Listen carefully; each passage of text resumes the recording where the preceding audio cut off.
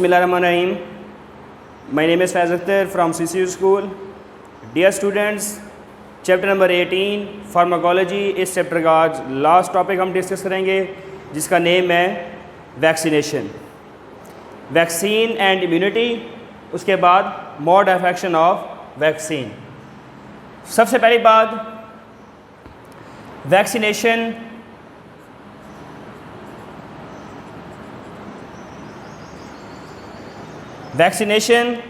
और second name है vaccine. Vaccination एक प्रोसेस है, एक प्रोसेस का नाम है वैक्सीनेशन। वैक्सीन जो है ये मटेरियल है, कोई चीज़ है जो हम बॉडी के अंदर इंजेक्ट करते हैं, उसके बाद बॉडी के अंदर इम्यूनिटी पैदा होती है। उस मटेरियल को या उस चीज़ को या सब्सटेंस को हम वैक्सीन का नाम देते हैं और उस प्रोसेस को हम कहते हैं वैक्सीनेशन। वैक्सीनेशन जो है ये प्रोसेस है, प्रोसेस, और वैक्सीन ये क्या है? ये मटेरियल है, material of weekend and killed germs.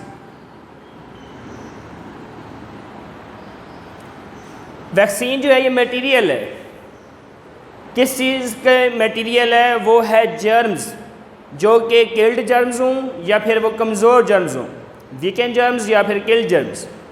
Germs कहते हैं या पैथोजेंस भी कह सकते हैं हम, जर्म्स भी कह सकते हैं या फिर पैथोजेंस का नाम भी इनको दे सकते हैं हम, पैथोजेंस। ये ऐसे माइक्रो ऑर्गेनिजम्स होती हैं जो कि डिजीज़ स्प्रेड करती हैं, जिनकी वजह से डिजीज़ होती है, जिनकी वजह से बीमारियाँ पैदा होती हैं। ये क्या करती हैं? हमें नुकसान पहुँचाती हैं और उसके बाद खुद ये फ़ायदा हासिल कर रहे होते हैं। उन ऑर्गेनिजम्स को हम नाम देते हैं पैथोजेंस। तो पैथोजेंस को मारा जाता है या फिर उन वीकेंड पैथोजेंस, उनका मटेरियल तैयार किया जाता है, उनका सस्पेंशन तैयार किया जाता है, उनका मिक्सचर तैयार किया जाता है। ये मटेरियल सस्पेंशन की फॉर्म में होगा, सस्पेंशन। यहाँ पर ये सवाल है कि ये पैथोजेंस किसके होंगे? जिस डिज़ीज़ की ट्रीटमेंट हम कर रहे हैं, फॉर एग्जाम्पल पोलियो है, पोलियो की हम ट्रीटमेंट कर रहे हैं, तो पोलियो जो वायरस होगा उसका, उस वायरस को या किल किया जाएगा या फिर वीकेंड उसको बनाया जाएगा। वो वीकेंड और किल्ड जो है पोलियो के जो वायरस होंगे या पैथोजेंस होंगे, उनका सस्पेंशन तैयार किया जाएगा, उनका मटेरियल तैयार किया जाएगा, फिर ये बॉडी में इंजेक्ट किया जाएगा, जिस वजह से इम्यूनिटी पैदा होगी उस बीमारी के ख़िलाफ़ जो बीमारी हो रही है। तो ये मटेरियल बॉडी के अंदर इंजेक्ट क्यों किया जाता है? यहाँ पर ये पॉइंट है, प्रोड्यूस या production of immunity, immunity produce करने के लिए, एंड स्टिमुलस, एंड स्टिमुलाई या फिर स्टिमुलस द एंटीबॉडीज़, एंटीबॉडीज़ को स्टिमुलाई करने के लिए या उनको स्टिमुलस करने के लिए, उनको मतलब है कि एक्टिव करने के लिए, ताकि एंटीबॉडीज़ बीमारी की जो बीमारी हो रही है उस बीमारी के जो पैथोजेंस हैं उनके खिलाफ वर्क करें। तो एंटीबॉडीज़ को स्टिमुलस करने के लिए या इम्यून सिस्टम की इम्यूनिटी को इन्हांस करने के लिए, जो हमारा पॉइंट है वैक्सीन एंड इम्यूनिटी। तो इम्यूनिटी या फिर जो है ना कि एंटीबॉडीज़ जो है ना उसको स्टिमुलस किया जाता है, इम्यूनिटी को इन्हांस किया जाता है। वो किसकी तरफ से इम्यूनिटी पैदा होती है? वो इम्यून सिस्टम की तरफ से पैदा होती है। उसके बाद अगर हम यहाँ पर बात करें डिस्कवरी 1796 में इसकी डिस्कवरी हुई। कैसे डिस्कवरी हुई? एक बायोलॉजिस्ट था जिसका नाम था एडवर्ड जीनर। इस बायोलॉजिस्ट ने वैक्सीनेशन, फर्स्ट वैक्सीनेशन को डिस्कवर किया। पहली वैक्सीन जो तैयार की गई वो एडवर्ड जीनर जो बायोलॉजिस्ट था उसकी तरफ से तैयार की गई। और ये कैसे तैयार की गई, यहाँ पर एक पॉइंट है वो हम डिस्कस करेंगे। उसने क्या किया? उसने कहा कि ये जो वैक्सीन है असल में ये वर्ड ड्राइव हुआ है वैका से। वैका कहते हैं कौ को, गाय को। तो इसी से रिलेटेड एक बीमारी थी, एक डिज़ीज़ थी जिसको नाम दिया गया कॉपॉक्स की डिज़ीज़। तो इस डॉक्टर ने या फिर एडवर्ड जेनर बायोलॉजिस्ट ने क्या किया, ये फिजिशियन था, ये डॉक्टर था एडवर्ड जेनर, इस डॉक्टर ने क्या किया, उसने एक चाइल्ड लिया, बच्चा लिया जिसकी एज थी 8 to 12 ईयर्स, 8 से 12 साल की जो है ना के लगभग जो है ना उसकी एज थी बच्चे की उसकी उम्र थी या एज थी वो 8 से 12 साल। तो इस बायोलॉजिस्ट ने क्या किया, इसने कॉपॉक्स के पस सेल्स लिए, पस सेल्स कहती हैं पीप वाले सेल्स को पस सेल्स कहा जाता है, एक ब्लड होता है दूसरा उसके साथ पीप होती है, उनको कहते हैं पस सेल्स लिए जो डिजीज़ हो रही है कॉपॉक्स के पास सेल्स लेके इसने क्या किया, इसने इंजेक्ट कर दिए, इंजेक्ट इन चाइल्ड, बच्चे के अंदर इंजेक्ट कर दिए ये पस सेल्स। तो बच्चे को कॉपॉक्स की डिजीज़ हो गई, फिर उसके बाद चंद दिन के बाद जाके इसकी रिकवरी हो गई या इसकी रिकवर्ड हो गई, मतलब है कि ये बच्चा जो है वो ठीक हो गया, रिकवर्ड हो गया, बच्चा ठीक हो गया। फिर उसने क्या किया, इसने एक और जो है ना डिज़ीज़ जो है ना कि उसके जो है पास सेल्स लिए, उसका नाम था डिज़ीज़ का स्मॉल पॉक्स। उस ज़माने में स्मॉल पॉक्स को बहुत ही डेंजरस किस्म की डिज़ीज़ समझा जाता था कि ये बहुत ख़तरनाक किस्म की बीमारी है और इसका इलाज भी कोई मुमकिन नहीं है और इसमें इंसान की डेथ हो जाती है। पहले ज़माने में ये समझा जाता था स्मॉल पॉक्स की जो डिज़ीज़ हुआ करती थी। तो उसने स्मॉल पॉक्स के पास सेल्स लिए और पास सेल्स को बच्चे के अंदर मुंतकिल कर दिया। बच्चे के अंदर जब मुंतकिल किया तो उस बच्चे को स्मॉल पॉक्स की डिज़ीज़ नहीं हुई।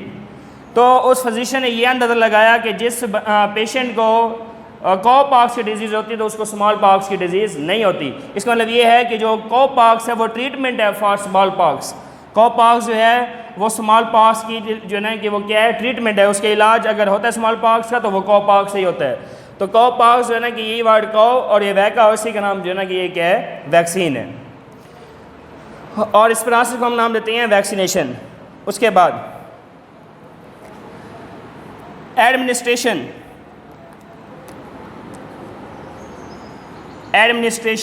एक पॉइंट हमारा ये है। एडमिनिस्ट्रेशन इसका मतलब क्या होगा?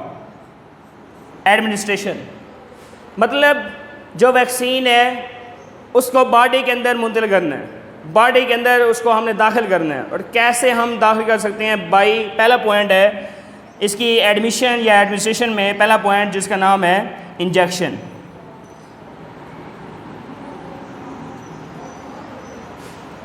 इंजेक्शन के थ्रू हम वैक्सीन को इंजेक्ट करते हैं बॉडी के अंदर।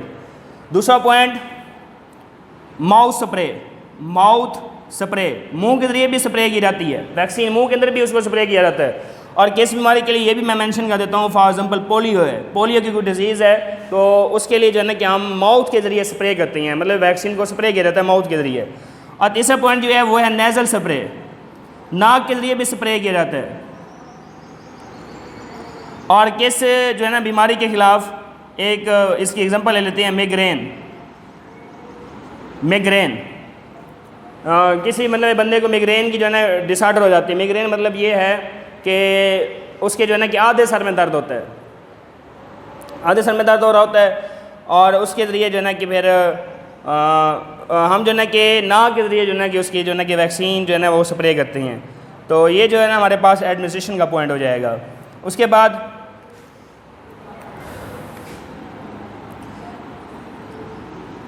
एडमिशन का एक पॉइंट बना लेते हैं, एडमिशन इन स्कूल, कि जो बच्चे जो है ना कि स्कूल जाते हैं उनको हम एडमिशन कराते हैं बच्चों को, तो उससे पहले हम क्या कराते हैं, वैक्सीन, ताकि कोई डेंजरस किस्म की डिजीज़ हैं अगर वो पैदा भी होती हैं तो वो जब उनके पैथोजेंस बॉडी में जाएंगे तो उस बच्चे की जो ब्लड होगा उसमें एंटीबॉडीज़ मौजूद होंगी, वो एंटीबॉडीज़ उसके साथ वर्क करेंगी और एंटीबॉडीज़ उस एंटीजन को तबाह कर देंगी, ये बीमारी ख़त्म हो सकती है। फॉर एग्ज़ाम्पल पोलियो वगैरह है, उसके बाद फॉर एग्ज़ाम्पल whooping cough है, काली खांसी, पोलियो वगैरह इस तरह की डिजीज़ होती हैं। तो उसके जो है ना कि ये डिजीज़ होने से पहले ही हम बच्चों के अंदर क्या कर देती हैं, उनकी वैक्सीनेशन करा देती हैं। ये तो था हमारे पास कि वैक्सीन है क्या, वैक्सीनेशन क्या है, उसके बाद ये किस मकसद की वजह से इस्तेमाल की जाती है, production of immunity and stimulus of antibodies, इसकी डिस्कवरी किसने की, इसका वर्ड कहाँ से निकला। फिर उसके बाद जो है कि हमारे पास एक एक्सपेरिमेंट है जो कि उस डॉक्टर एडवर्ड जेनर ने एक्सपेरिमेंट किया था उस बच्चे के ऊपर, वो हमने डिस्कस किया। उसके बाद एडमिनिस्ट्रेशन किया है किसके ज़रिए हम वैक्सीन जो है उसके स्प्रे करते हैं, by injection, mouth spray, nasal spray. उसके बाद जो है ना कि जो बच्चे स्कूल जाते हैं तो उनको भी जो है ना कि उनको एडमिशन से पहले उनकी क्या कराई जाती है, उनकी वैक्सीनेशन कराई जाती है। Mode of action of vaccine, जो हम वैक्सीन पढ़ रही हैं इसके काम करने का तरीका क्या है, कैसे ये काम करता है। मोड ऑफ एक्शन का मतलब ये होगा कि काम करने का तरीका ऑफ वैक्सीन, वैक्सीन के काम करने का तरीका कैसे है। हमारे पास है एक तरफ है वैक्सीन और दूसरी तरफ है हमारे पास WBCs, ब्लड के ये सेल्स हैं जो कि हम पहले डिस्कस कर चुके हैं। WBCs वाइट ब्लड सेल्स, ये एक और इनकी टाइप है, और किस्म के सेल्स जिनको हम कहते हैं बी लिम्फोसाइट्स। बी लिम्फोसाइट्स ये बनती हैं। वैक्सीन इसमें पैथोजेंस होती हैं, कोई डिजीज़ वगैरह हुई है, हम वैक्सीन कर रहे हैं। पैथोजेंस, पैथोजेंस प्रोटीन बनाती हैं जिसको हम नाम देते हैं एंटीजन, एंटीजन कहते हैं। फिर ये एंटीजन जब बॉडी के अंदर मुंतकिल होती हैं, बॉडी के अंदर इंजेक्ट होती हैं या जाती हैं, दाखिल होती हैं, तो ये इम्यून सिस्टम को जाके स्टिमुलस करती हैं।